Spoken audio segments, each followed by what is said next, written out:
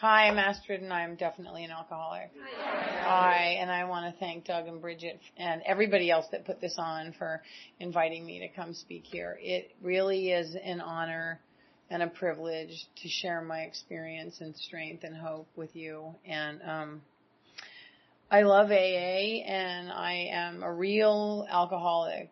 I have a physical allergy to alcohol, and when I drink, I trigger the phenomenon of craving, and I cannot stop.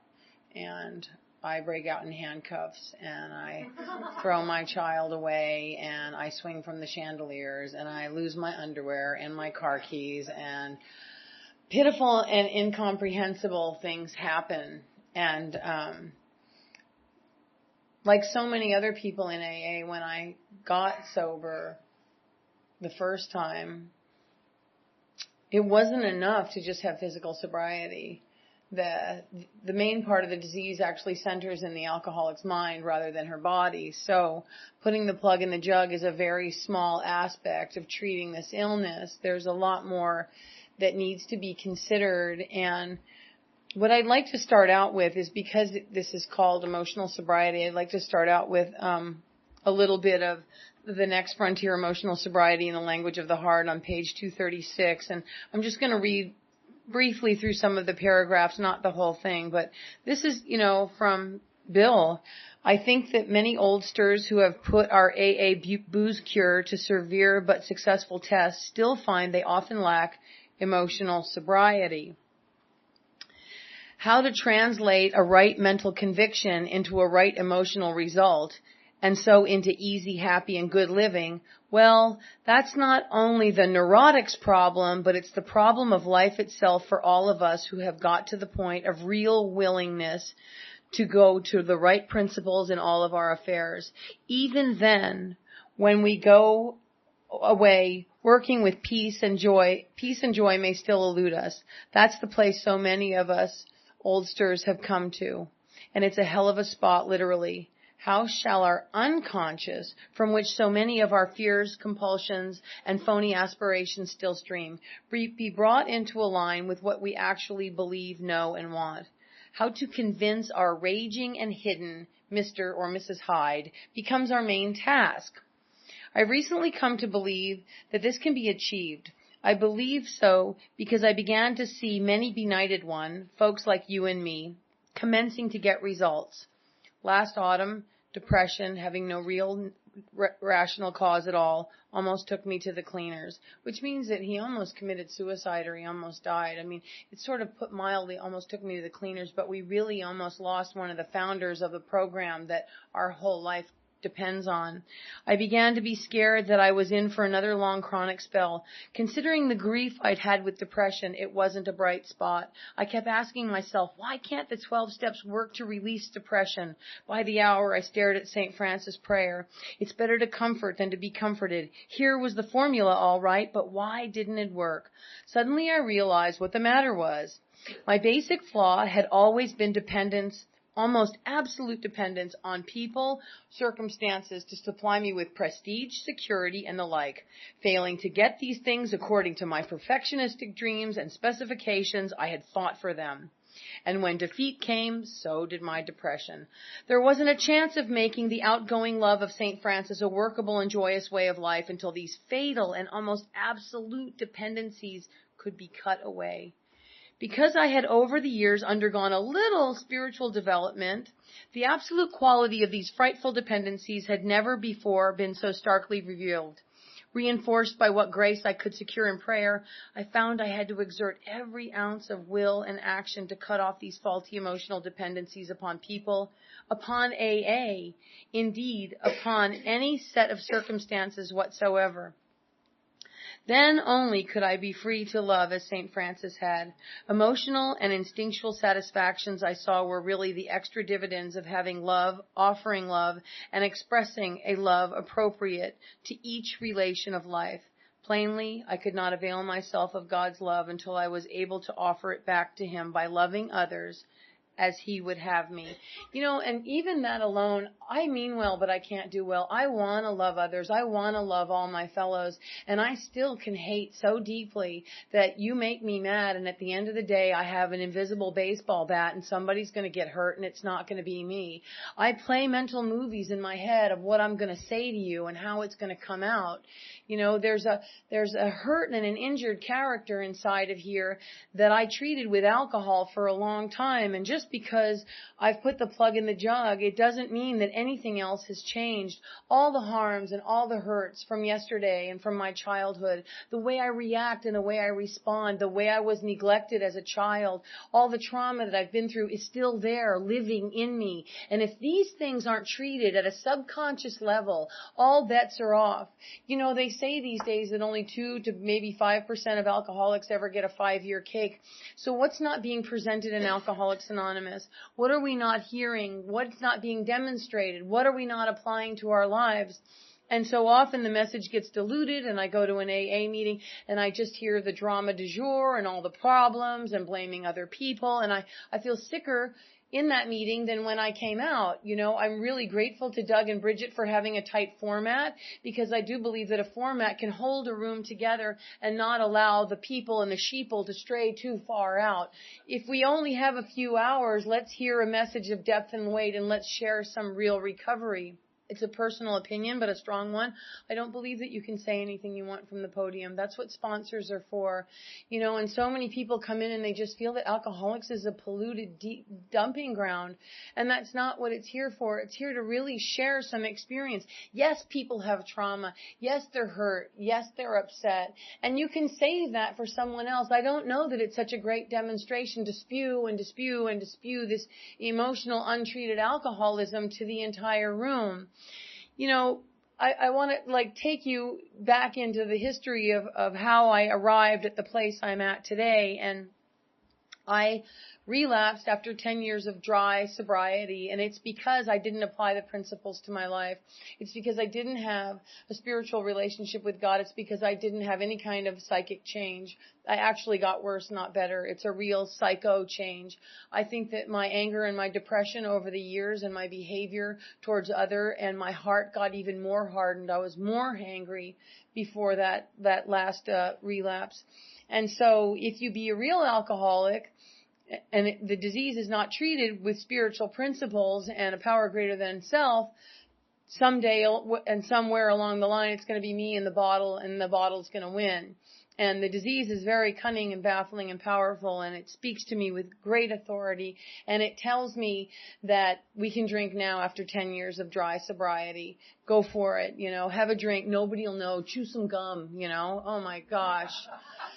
And so that day comes where my mind starts to speak to me with great authority and tells me that a drink would look like a pretty good idea, and I drank, and I ignited a huge forest fire in my home, in my life, in my personal life, because things were already restless, irritable, and discontent, but now I add alcohol to the fire, and things start to really speed up and get very crazy, and the depression gets much more heavy.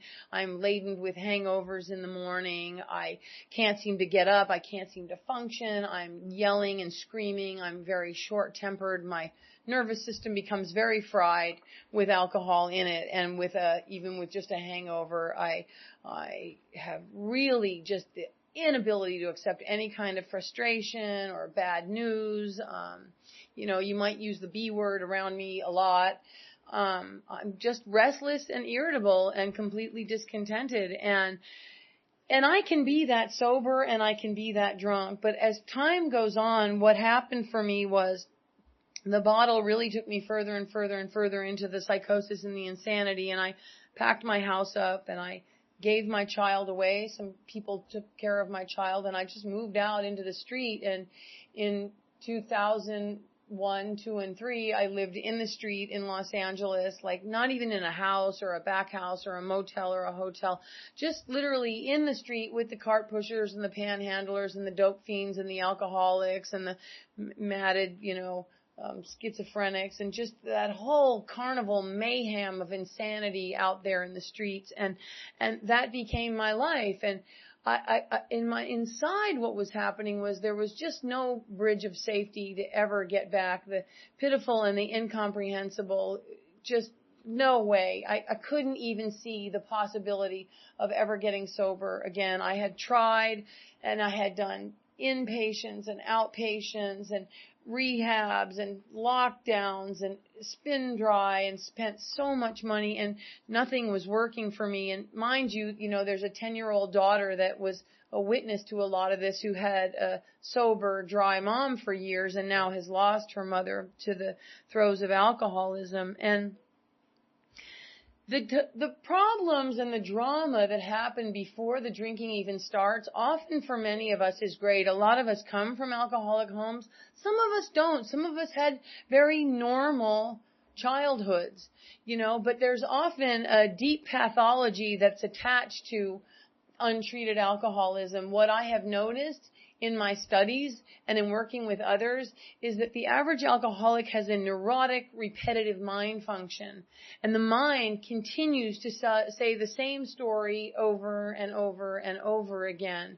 And that I don't think in a linear way, and most alcoholics don't think in a linear way. Like, I have a lot of neurotic tendencies, Bill calls it, in the language of the heart.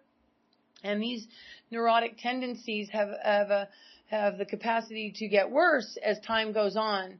So I'm drinking, and the mind is going and going and going and going. And I really, in the end, just can't even put two and two together anymore. Have the inability to use any eye contact or really have a deep, meaningful conversation.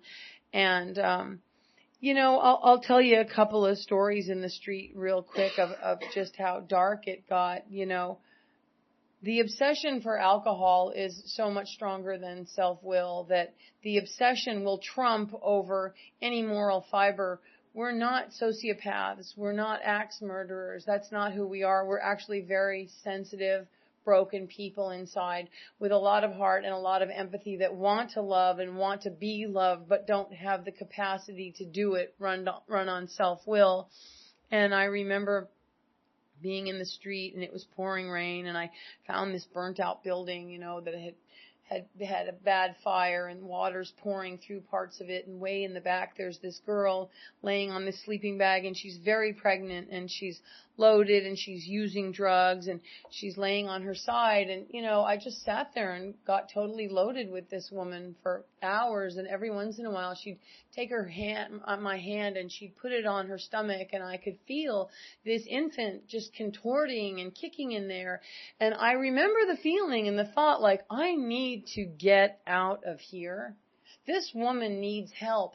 But alcoholism trumps over the natural human instinct to care for my young, to care for a fellow, to the herd instinct to protect a woman and her child. I can't do it.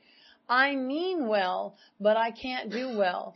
Now that principle can also apply itself to me when I'm sober. That's how alcoholism is. It's a neurotic mind function. It's a disconnected mind function. It's a deeply injured mind. It's an injured character. And in the end, it's a spiritual malady. It's a soul sickness. So to get to the root causes isn't always easy, because I feel that if the real problem isn't presented, then how are we going to have a solution? And sometimes people think just get through the steps, just get into step 4 and 5, or when you get to the amends, but we don't want to do things mechanically here. The important thing for me was to have a real spiritual unfoldment, to have a real relationship with the steps, to have a relationship with God, to have a relationship with my fellows, to have a relationship in Alcoholics Anonymous. So again, so much needs to be considered in how I'm interacting. And you can see that in my alcoholism, I had a very, very limited capacity to do anything, to help this woman, to be of any kind of service.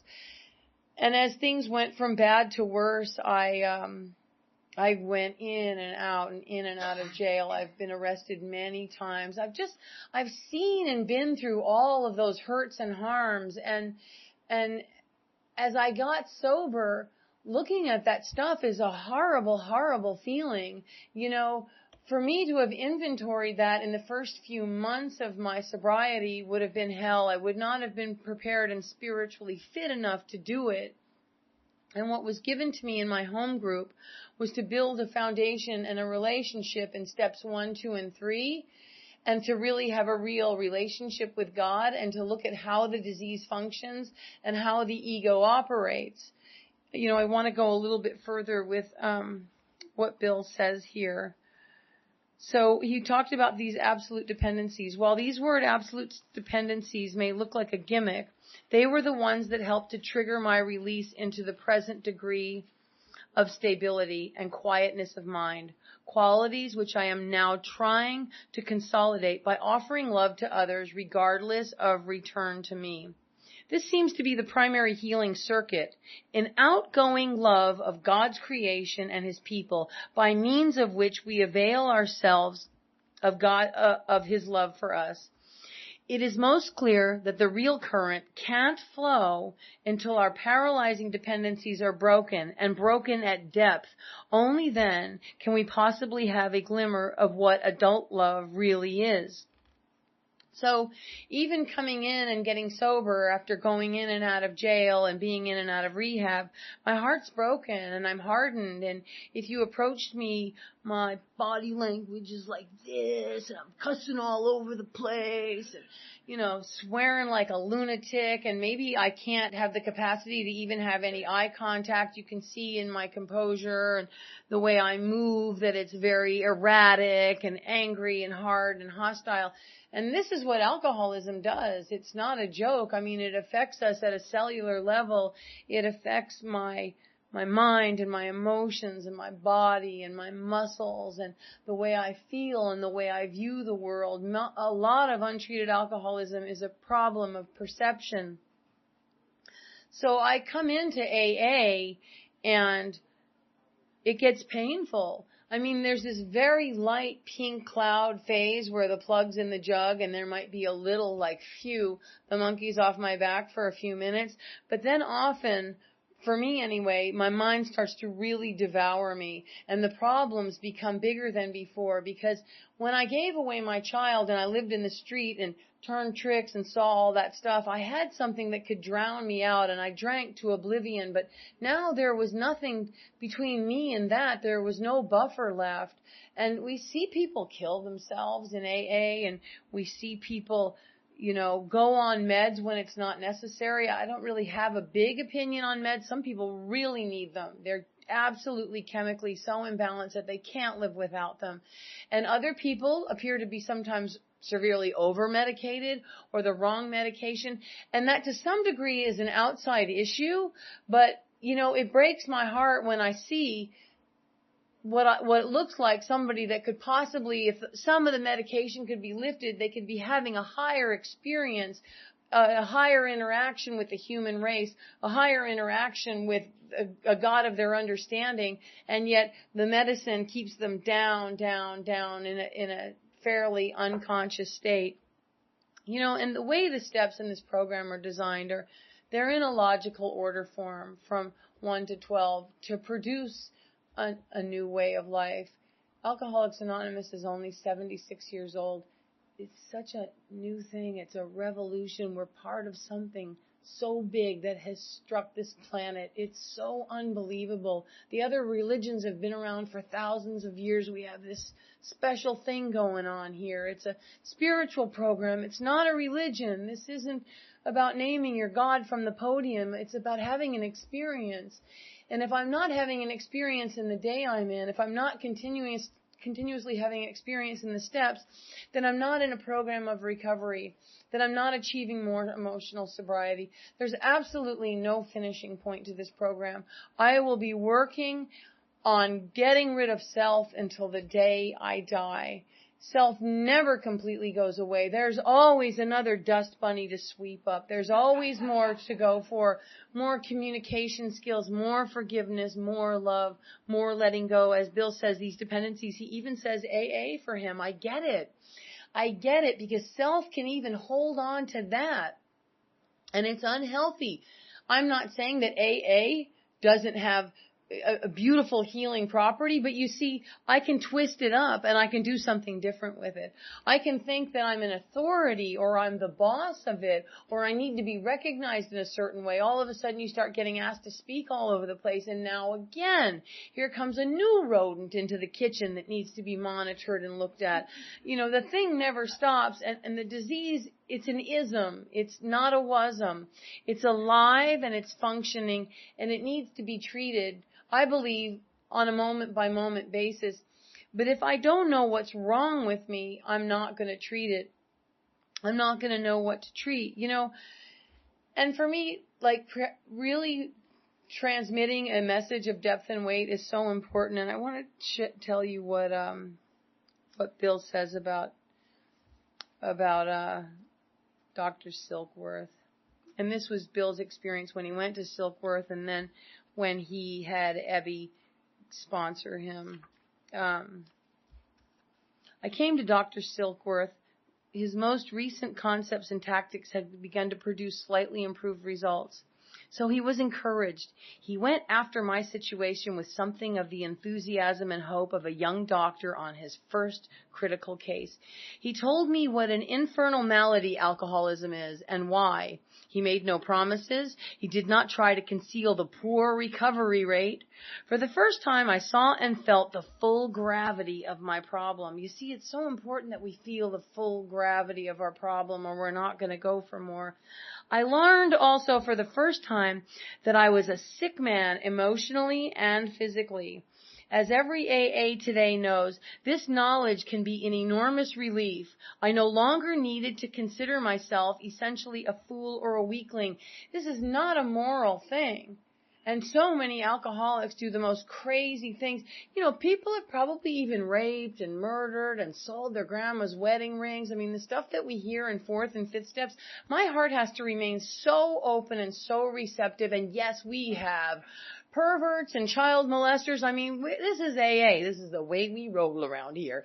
We're emotionally and mentally and spiritually sick. So I've got to grow further and further and further into my open-mindedness, into my open-heartedness. If I want to be a real AA person, I can't work with one and shut the other one out.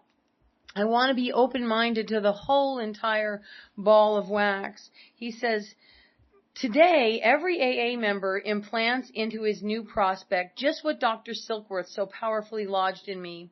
We know that the newcomer has to hit bottom. Otherwise, not much can happen. You see, with emotional sobriety, we can hit a bottom in sobriety with physical sobriety, and yet we've been in a twisted up relationship or up to our old tricks, stealing from our boss, embezzling somewhere, way overeating, too much sex, too much this. The mind is just yearning and turning and wanting and needing to orchestrate things. And those bottoms, we can have many of them. Bill talks about pain being the touchstone to all spiritual progress. So I can look at this pain liability as my greatest asset, and I can stop fearing it so much, but I can just use it as a temperature taker, as a thermometer, as a barometer to go, wow, I'm off the AA beam, I'm off the mark, or there's something more to go for. Dr. Silkworth, we know that the newcomer has to hit bottom, otherwise not much can happen. Because we are drunks who understand, we can use that nutcracker of obsession plus the allergy as a tool of such power that it can shatter the newcomer's ego at depth, or even the old-timer. Thus only can he be convinced that on his own unaided resource he has little or no chance. 1934, I was visited by Evie. He was an old friend, an alcoholic, and my sponsor-to-be. Why was it that he could communicate with me in areas that even Dr. Silkworth could not? Well, first of all, I already knew that he himself was a hopeless case just like me. Earlier that year, I learned that he, too, was a candidate for a lockup. Yet here he was, sober and free, and his communication now was such that he could convince me in minutes that he really felt he had been released from his drinking compulsion. He had represented something very different from a mere jittery ride on the water wagon. wagon. And so he brought me a kind of communication and evidence that even Dr. Silkworth could not give me. He was one drunk talking to another, and here was hope indeed. And that's the way we roll here. You know, the 12th step, having had a spiritual awakening as a result of these steps, we try to carry this message to alcoholics and to practice these principles in all of our affairs. That doesn't mean I ever do anything perfectly. Sponsees come and go. I do the best of my ability to practice the principles in all of my affairs, to bring them into everything. But I fall short every day, and that doesn't mean that I beat myself up. It's that I learn through the steps to check my track record, to keep on the beam, to really watch my mind, to watch what my thoughts are doing. But there's something that has to be presented, and that is the structure of the ego. For me, what was given to me were the Harry Tiebout papers, and I went painstakingly through that work. Harry Tiebout was a psychiatrist that worked with AA, and he worked with alcoholics in the 30s and the 40s and the 50s, and you know, he wrote some papers on the ego factors, and the reason why, for me, it's so important to use the Tiebout papers is because there's very little literature that we have in AA, and I don't ever want to dilute the message here. I don't ever want to dilute Alcoholics Anonymous. So I don't bring in other things. I don't quote outside people. There's plenty of other stuff out there, but it's very important for me that I keep it real clean AA stuff. And the people that were connected to AA and the writings of AA, and Harry Tiebout was one of the great pioneers and unsung heroes. And he wrote these papers, which we will go into at much depth first thing in the morning. And he broke down the ego of the alcoholic sober, and that he was impatient, and that he was defiant, and that he was grandiose, and he was omnipotent. And if I don't look at these and consider these, it's very hard for me to see where the alcoholism is, because the disease is designed not to see itself. Self can't reveal self to self. The disease is never going to show itself to me. So I really need a tremendous amount of human help. And when they say stick with the winners, you know, I used to think like, get that lady to sponsor me that drives the Mercedes and has those big fake tits, you know, and the big diamond. She probably has it going on. She can probably help me. She looks successful. Like my mind doesn't even have radar for what is success in a human being's life and what is not. I don't even know what I'm looking for. I need so much human help when I come into Alcoholics Anonymous.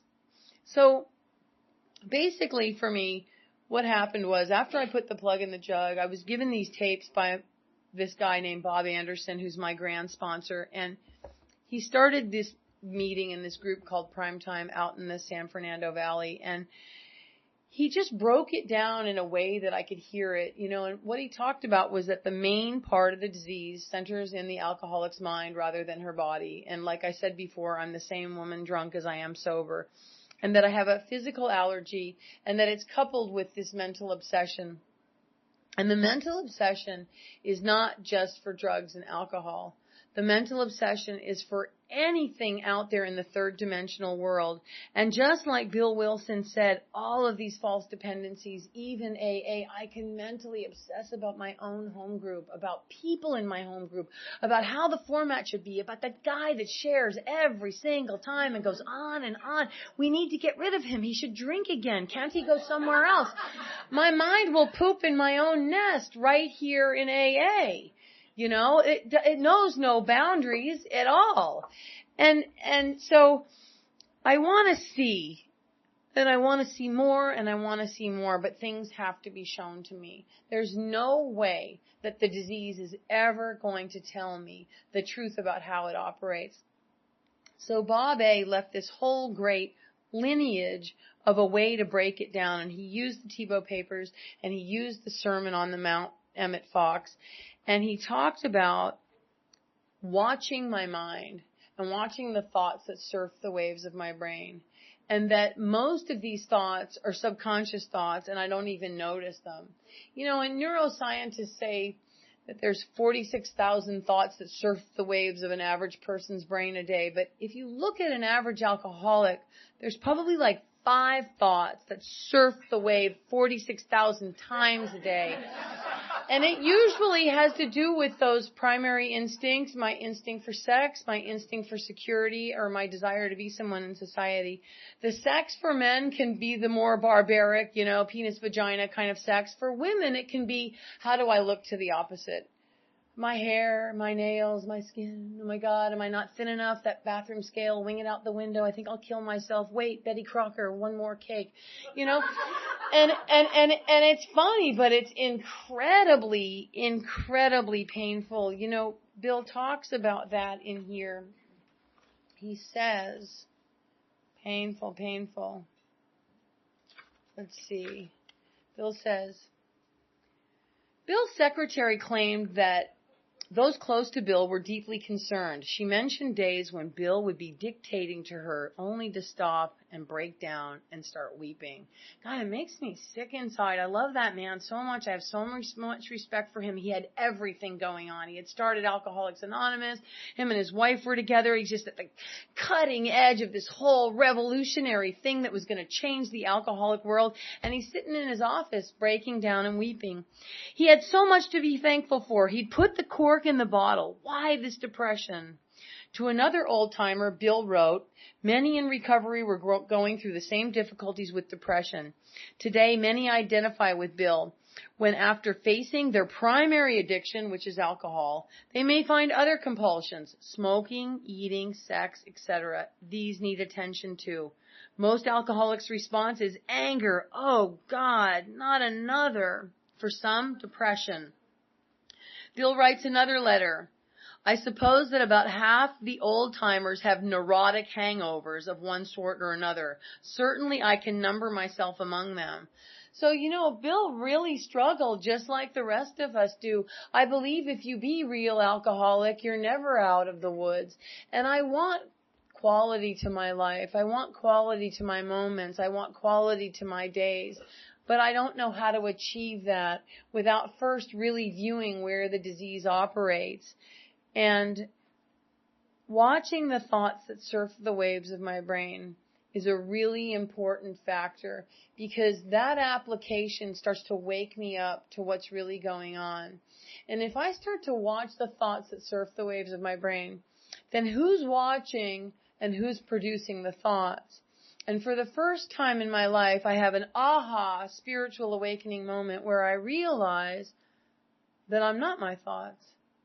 That there's an involuntary bunch of BS-ery rolling around in the basement, percolating itself up and saying, hey, fatso, remember your mom? She hates you. And all of these pains and harms and hurts from yesterday, problems, people that owed me money, people that I think ripped me off, people that I ripped off, pain and harm and hurt, and it never stops. My mind, like I said before, it speaks to me with great authority. So watching the mind is a really important factor. And in the literature, when it says that there's one that has all power, that one is God, may you find him now.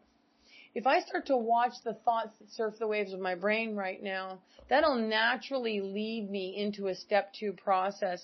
Because seeing those thoughts and really recognizing what is going on in my mind gives me an incredible desire to, how do I stop this thing?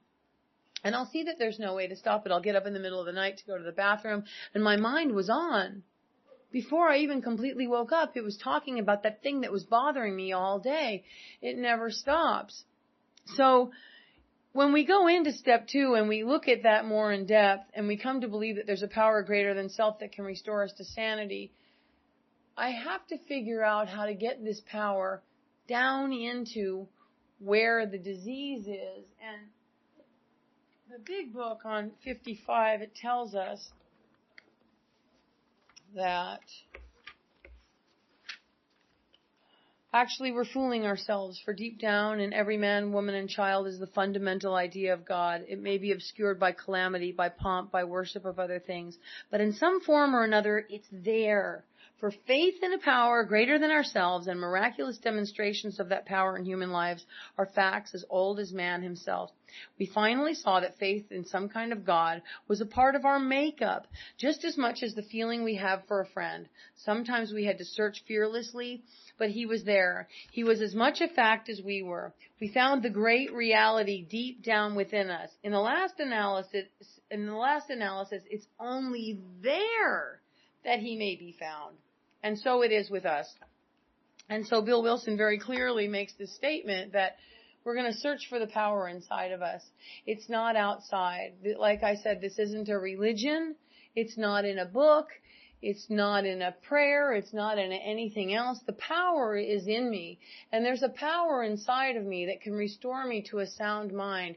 You see, there has to be something that's as accessible to the newcomer as it is to somebody with 25 years. Or this isn't a program of recovery. I don't want to tell a newcomer, you just wait till you get your 9th step. You just wait till after your first year. It gets really bad at year 7. Those are all real lies. There's no truth or validity to any of that. The only time I can treat this disease is right now. And I can give that to somebody that's brand spanking new. And the application for me is, power, could you please protect me from my mind? Can you help me? Can you be with me? Can you help me feel okay in the moment that I'm in? And, like Emmett Fox talks about in the Sermon on the Mount, the quality of my prayer is very important. I want to petition with intention. I want to petition like I mean it. I want to ask with real intention, almost like I'm pleading to the judge not to send me to prison. I really, not just blah, blah, blah, blah, blah, self-talking prayer, but a heartfelt prayer. And I ask God continuously, can you protect me from my mind?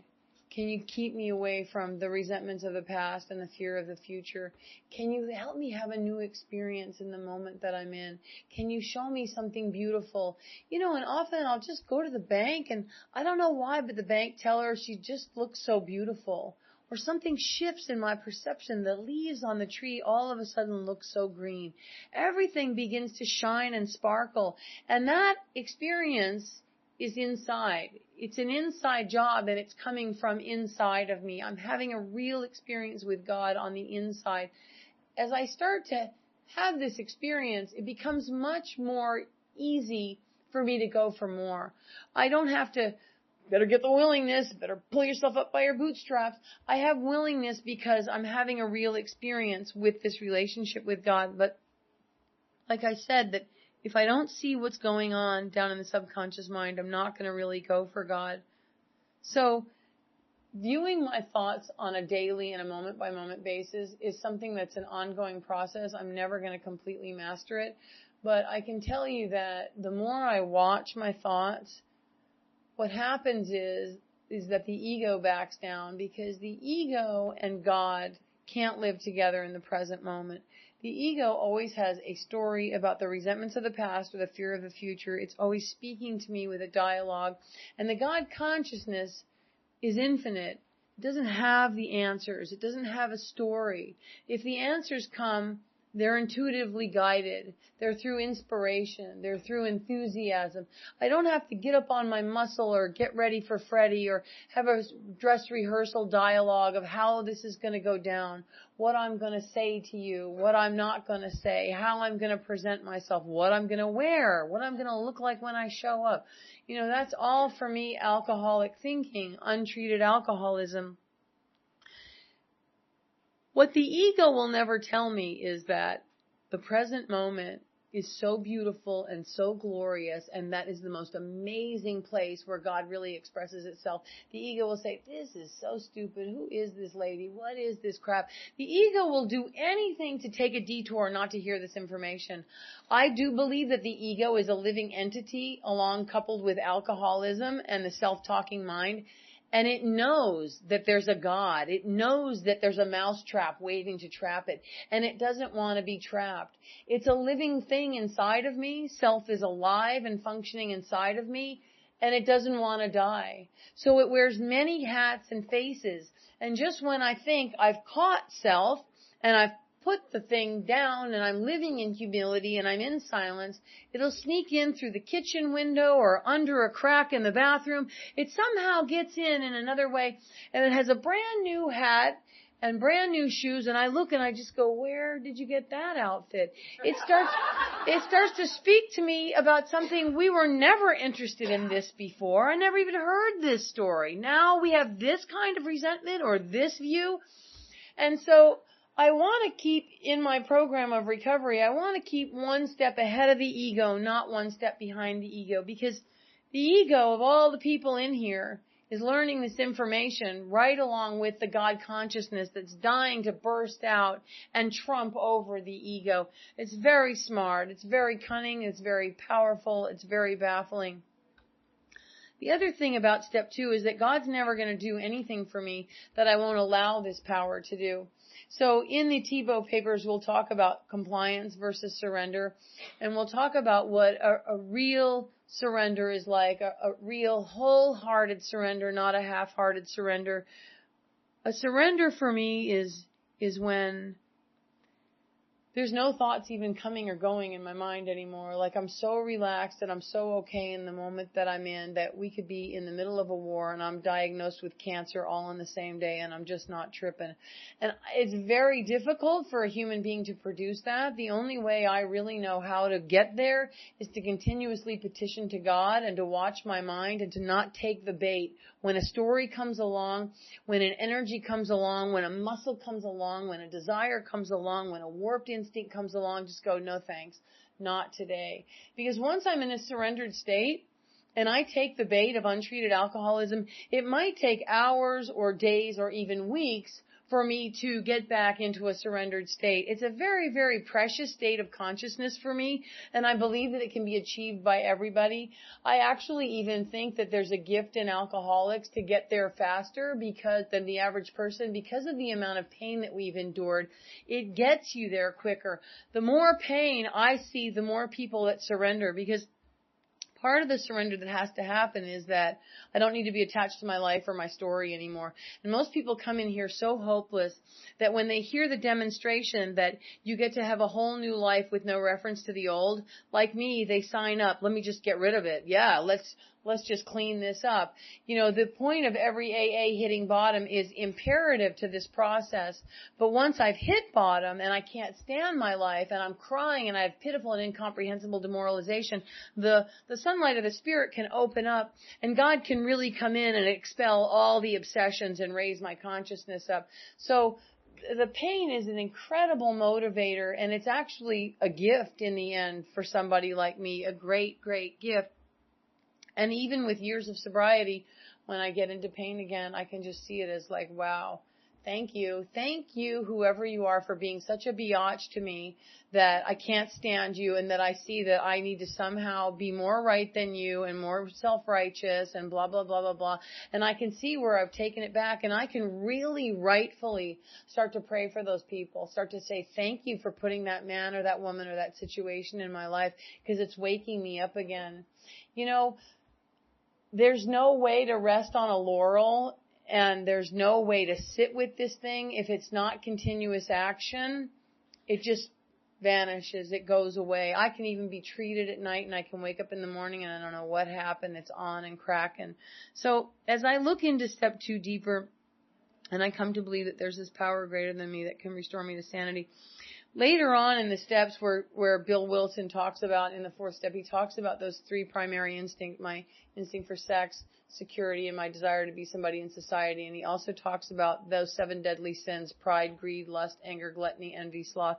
I want to have a relationship with those words. That's Alcoholics Anonymous lingo. So I want to really have an understanding of what this sex, security, and to be someone in society. And I know I touched on briefly about the sex instinct, you know, being turbocharged and out of control, but my desire for security can be my wallet, it can be my job, it can be that I think somebody at my office is doing something better than me, or I can feel threatened that they might be taking something from me. My sisters are very competitive. My security instinct can be threatened there. My wallet, my home. I can even look at my car and my tires are bald, and it's like, oh my God, and I can just go into all this fear and panic. So I really want to have an understanding of how these instincts are warped and they're turbocharged and they attach themselves to the ego and untreated alcoholism.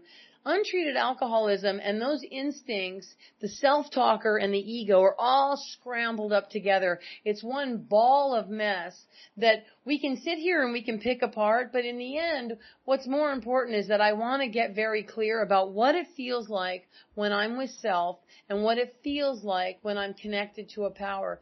That's people's own personal feelings. I know some people that just feel very subdued and mellow. I can often get really enthusiastic and on fire. I mean, just like so in love with life and so joyful and even noisy and silly and kooky and crazy. I just feel free inside. So it's people's own, everybody has their own relationship with God. Like it says in the literature, it's a personal relationship and it's something that I want to continue to build. And like, because God is infinite, it changes over the months and the years. And what it used to feel like before, it doesn't feel like now. As time goes on, it changes. My prayers even need to change. My mind function is changing. Things are always changing. Nothing's ever staying the same. The circumstances on the outside, the instincts get triggered in a different way. So my instinct for my desire to be somebody in society, that type of instinct can be very subtle. It's not like I want to run for president. It's just like,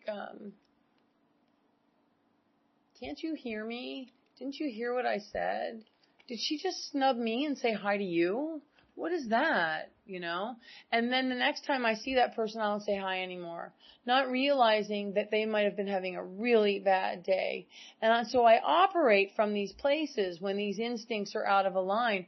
I hear it. The ego gets triggered. It says, danger. These people aren't treating us right. I start telling myself a story. I get on my muscle. My body language changes. And the next thing you know, I've pushed you away. And so I don't want to take the bait. I don't want to listen to what the disease is saying. I don't want to listen to what it's doing. I want to be present, and like I said, I want to continue to watch and watch and watch it. As I go into step 3, it is so much easier for me to turn my will and my life over to the care of this God as I understood him, because I understood in step 2 that the power's a power for my life, that he's the authority, that he's the father, that I'm the child, that there can only be one driver in the seat. And I learned to really back down. Throughout all of the literature, it talks about we must be rid of this self, for it kills us. Selfish and self-centeredness we think is the root of our trouble. God, I offer myself to thee to build with me and to do with me as thou will. My creator, I'm now willing that you should have all of me. So it's all over the place, but I have to have, like I said again, a real relationship with what self is. And like I just said, it's the ego, it's the instincts, it's untreated alcoholism, it's a self-talking mind, it's that repetitive mind function. And it makes me nervous inside and it makes me uneasy. What happens through this process, the more I wake up to how my mind is functioning, the easier it is to get into a surrendered state and to stay in a surrendered state. I become more and more willing in step 3 to turn my will and my life over to the care of this God, because I'm getting real results. I'm getting empirical evidence. I'm starting to feel the grace of a living, loving God in my life. I'm having a real relationship with the steps. This is not a race. I don't believe in just hurrying through all the steps. It's a lifelong journey and it's a lifelong process. And like I said, it doesn't end. What I'd like to do maybe is just even open up for a couple of questions. If anybody has any questions at this point, and you could come up to the podium and ask. Is there a question in the room? Scared them. Wow. Okay. Okay. Would you like to come up and ask? Okay. Am I asking the group? Yeah, just, I think because of the recording, you may want to ask from up here. Sorry about that chair. I'm going to move that in a second. I'm Dave. I'm an alcoholic. Hi. My tag says I'm from Roseville, but I'm from Modesto. My question involves sponsorship. I come from an area in the Central Valley where sponsorship is considered very important and it's very strong. The one problem I have is I was in a meeting the other night and this woman slammed her hand on the table and she goes, "My sponsees don't do a damn thing until they talk to me first." And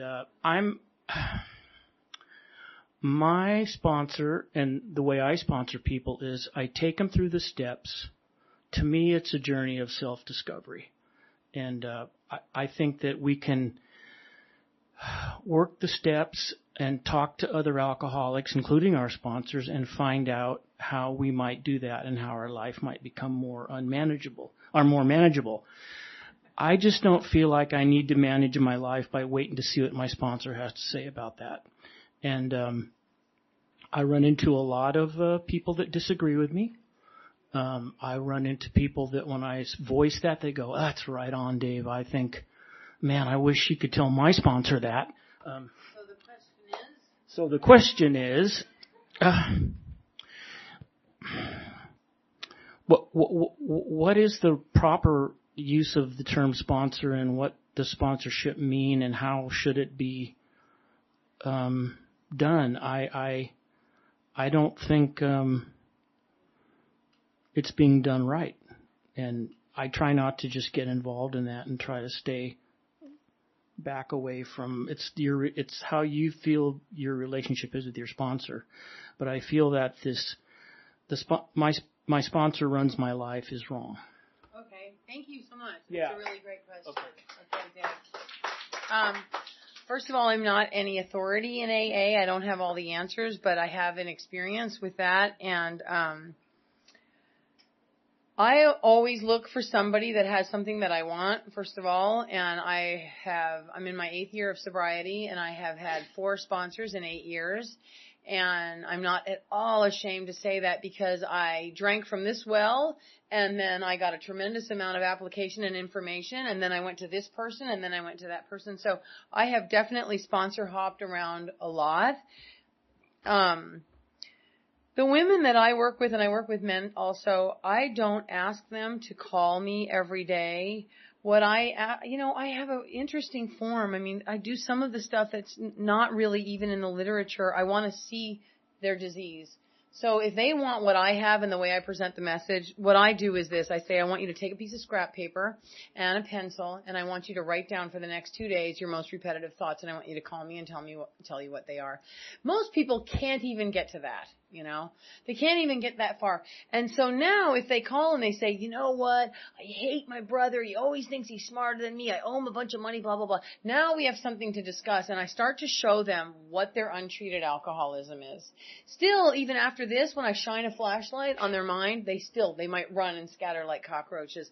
So for me, I'm going this way. You guys want to come this way? Let's go. If you don't, that's okay. I'm not here to make anybody right or wrong, whatever works for you. I've definitely seen that real tight-knit thing where alpha people will find submissive males and females.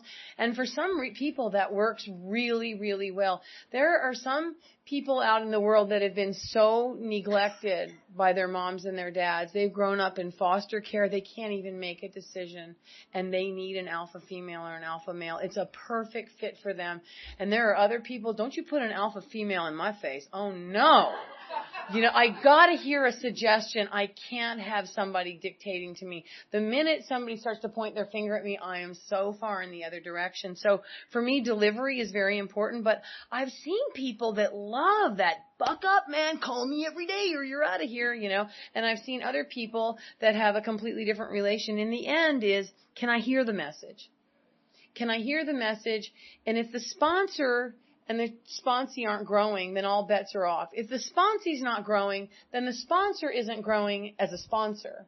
I'm not feeding you. You're not raising up. Maybe you should go somewhere else. And it's real important that I even learn how to let go of these people, that they're not mine. I actually feel like I'm very, very good at that. I've had so many people come in and out of my life. I've had very few people get to step 9 and step 12. That's a big feat for any sponsor out there. I'm not ashamed to say that up here. Most people don't get to 4 and 5 and 6 and 7. And sometimes I get disappointed, but most of the time I try to let go. You know, if that woman is drill sergeanting it and it's working for her and some of her people, great. You know, the chances are very big that this person may wind up giving some really, really bad information one of these days if you can't make a move without the sponsor, and somebody might really get hurt. But you know what? Other people's lives may be really saved too. I'll give you one example. When I first got sober, my mom is very cruel and abusive, and my sponsor at that time said, you can't go to Thanksgiving and you can't go to Christmas because you're too sick and you're too twisted and you're just going to get thrown over the edge. And I thought, oh my God. And he said, I'm not kidding. You're not going. And now I see that was the greatest thing he could have ever told me. And for 2 years, I didn't go. But what that did was I pulled back the reins. And now all of a sudden it wasn't like, you know, my mom's like, well, maybe we'll invite you, maybe we won't. Then all of a sudden she's asking, are you coming? Could you come? Would you come? Like it switched and it turned the tables. And I could have never seen the demonstration and the application of somebody putting the screws so hard on me. So, you know, I don't know. It's so different for everybody. It's a living program with living application and living relationships. But thanks for the question, Dave. Does anybody else? Right here, Greg. Yeah, thank you very much. I'm Greg, an alcoholic. You fascinated me on a couple of things here. One was in dealing with the ego. You know, you talk about, and Bill talked about it too, with these massive obsessions. You know, for everything from sex to smoking to alcohol to overeating to, you name it. You know, all these things that we talk about, and they're coming at us continuously at this rate that is whatever the rate is. We don't really know. I don't think whatever it is. And I know Bill and I talked earlier today about the bedevilments, and I was just wondering, without being a total OCD person, how do you put some order into your handling of that management of this crazy ego that's coming at you 24/7? Like you said, you get up at 3 a.m, go to the bathroom, and you've got 40 thoughts before you've finished, wiping yourself. I mean, and that's what I'm into. I mean, it comes that fast, right? But at some point, I keep thinking that someone's got a plan that slows that down and gets it under control. And so you sound like that might fit. For me, I believe that there are 2 paths with the spiritual life. One of them is to bring our instincts into alignment with God's will, and the other path is to transcend. And for me, this is a bit of an outrageous statement, but I do believe that God has called me to transcend earthly desires, and I really don't want anything anymore, and I don't want a husband, and I don't want shiny things. And so when I feel desire, I'm just like, whoa, back down. We don't need that. We don't need those shoes. We don't need that house. We don't need that recognition. We don't need anything. That's a very easy way for me. And when I back down, I can get dialed into humility really quickly because I've built a relationship with God where I know that God is the author for my life, and that's all I really desire. And I want my relationship with God more than I want anything out there in the third dimensional world. I don't believe there's anything left in the third dimensional world that's going to treat my alcoholism. You can't love me enough. There aren't boobs big enough. There isn't a bathroom scale skinny enough. There's not a car grand enough. There's not a bank account fat enough. There's not enough. Now, some people want to bring their instincts into alignment. Some people really want a husband and a wife and a house and a garden, and there's nothing wrong with that. But what is this fine line between need and greed? When does it far exceed its intended purpose? How many cars do I need? How much recognition do I need? When is it so insatiable that I'm choking on my own instincts? That's something that you can work out with a sponsor through inventory, that you can get self-honest about. And once you see, I'm crossing over an invisible line here, it's just way too much out of control in this. I don't need to go back and buy that 4th pair of shoes in a different color. I can get on my knees and I can say, Power, you've got to help me. It's 3 a.m. and I just got up to pee and I'm thinking about shoes. Please be with me. Help me not want this. Help me not need this. Quiet my mind and quiet my heart. And it's a spiritual solution. Whatever it is, I'm always offering it to the power. I'm giving it to the power. Sometimes what I do in my mind, I have a little mental prayer that I do. I go out into the desert in my mind, and I'm naked. I have nothing left. I don't own one single thing. And I pile everything on this altar. And I just say, it's yours. Take my daughter. Take my car. When I've really taken it back, when I've taken it back and everything's bothering me again, it's like, oh my God, I got to get rid of my life again. I got to clean everything off my plate. And this can even be daily. Take my boss. Take my bank account. Take my charge card. Just take all my stuff. Put all my jewelry, everything on there. And I just stand there in my meditation and I'm like, okay, you can have it all. Please just keep me safe and help me feel okay in the moment that I'm in. I don't want this stuff. I don't want to hold on to this stuff. I want to just be okay. I want to be free from the bondage of self. And my sincerity in that prayer really helps to maneuver me into the fourth dimension and stay there. But again, it's a living application with this relationship with the power in step 2 and through all the other steps. But thanks for the question right there.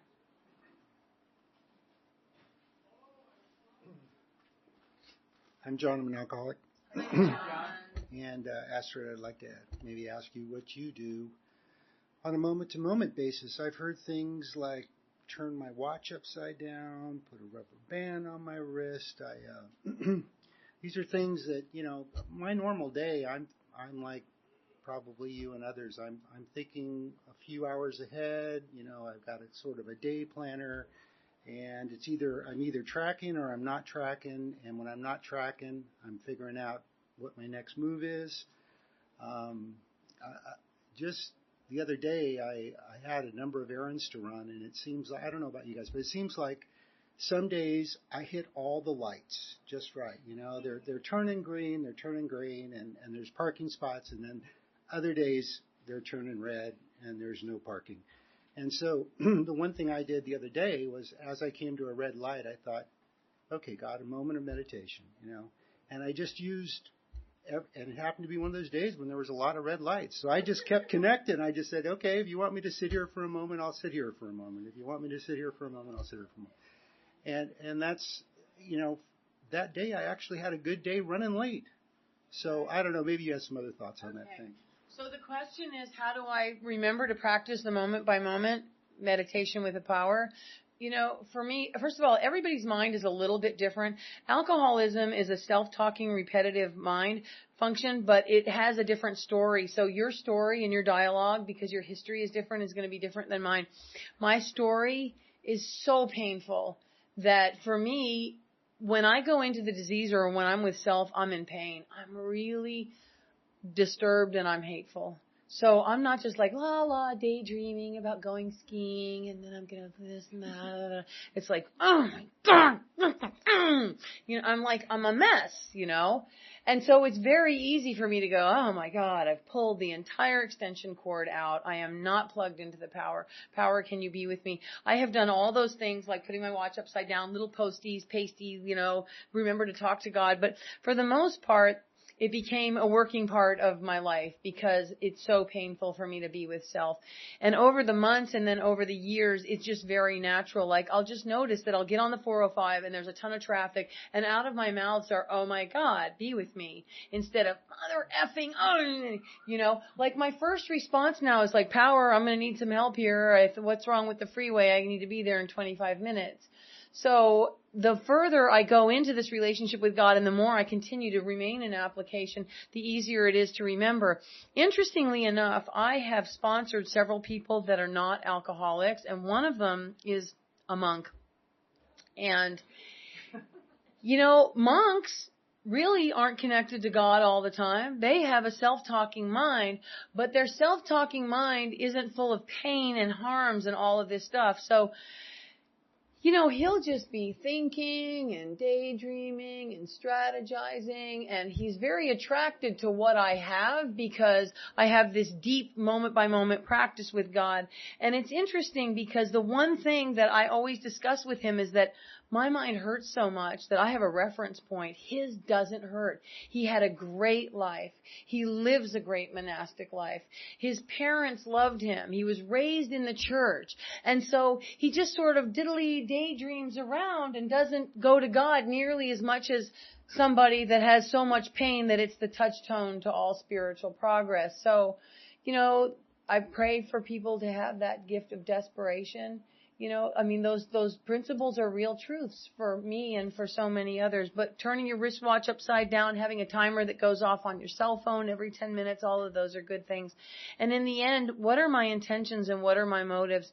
My inside life has to become so important to me that I'm willing to go to any lengths to be connected to the power in the moment that I'm in. Anyway, thanks for your question. Is there anybody else?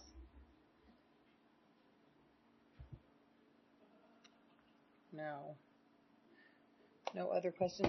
It's 8:21. I think we still have some more time. I'm not sure. Do we go to 8:30 or to 9? 8:30? 8:15? Okay, we'll wrap it up here. Let me see.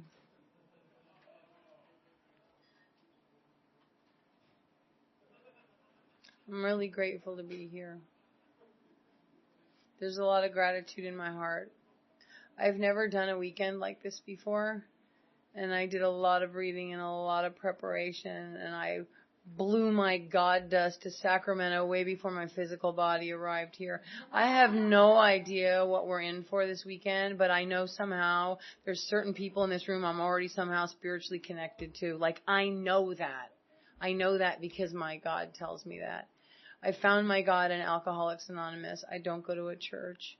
I found it here. I found it in the steps. I've had a real living experience with the steps in Alcoholics Anonymous, and I continue to have that today. I'm always going for more, and I'm not perfect. I'm not a saint. I'm just willing to grow along spiritual lines. It says in the literature that I claim spiritual progress rather than spiritual perfection. I claim it. I get to claim it. I'm claiming it. I've had a real experience and I've had spiritual progress. I've progressed along this road of happy destiny. It's a real thing. AA is so beautiful. We're so lucky. We're so lucky.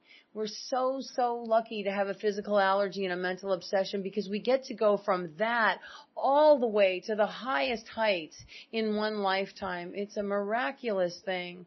And thanks so much for having me here, and I look forward to meeting with you all tomorrow. Thanks.